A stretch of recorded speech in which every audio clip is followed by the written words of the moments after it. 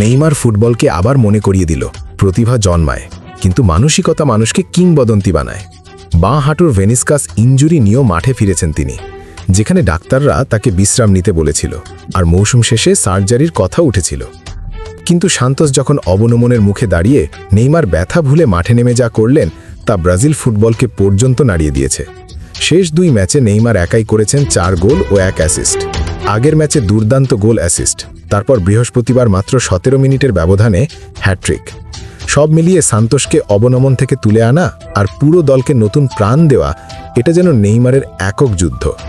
ফিটনেসের অভাব থাকা সত্ত্বেও তিনি ফুটবলকে দেখালেন তার পুরনো রূপ, তার পুরনো জাদু। আর ঠিক এই সময়ে মনে পড়ে ব্রাজিল কোচ কার্লো আনচেলত্তির কথা। তিনি কিছুদিন আগেই পরিষ্কার বলেছিলেন যে 100% ফিট হবে সেই ব্রাজিল দলে জায়গা পাবে, শুধু নাম বা খ্যাতি দিয়ে কোনো সুযোগ দেওয়া হবে না। নেইমার ছিলেন সেই তালিকার বাইরে, কারণ তিনি 100% ফিট নন, পুরোপুরি সুস্থ নন। কিন্তু মাঠে নেমে তিনি জানে বললেন, ফিটনেস একটা মাপ, কিন্তু ক্লাস কখনো শেষ হয় না। এই 2 ম্যাচে নেইমারের পারফরম্যান্স শুধু গোলের নয়, পুরো match control, play making, dribble, movement সব মিলিয়ে ব্রাজিল দলে ফিরে আসার জন্য চুপচাপ দাবি জানিয়ে দিল। সমালোচকরা বলছিলেন সে শেষ, কিন্তু নেইমার তাদের মুখ বন্ধ করে দিলেন মাঠে পারফরম্যান্স দেখিয়ে। ইনজুরির যন্ত্রণা থাকা সত্ত্বেও এমন পারফরম্যান্স দেখানো, এটা দেখায় তিনি এখনও হাল ছাড়েননি।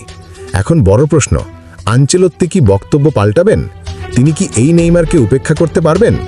কারণ ফিটনেস হয়তো 100% নয়, কিন্তু ফর্ম, ক্লাস, ইম্প্যাক্ট সবই 100%-এর ওপরে।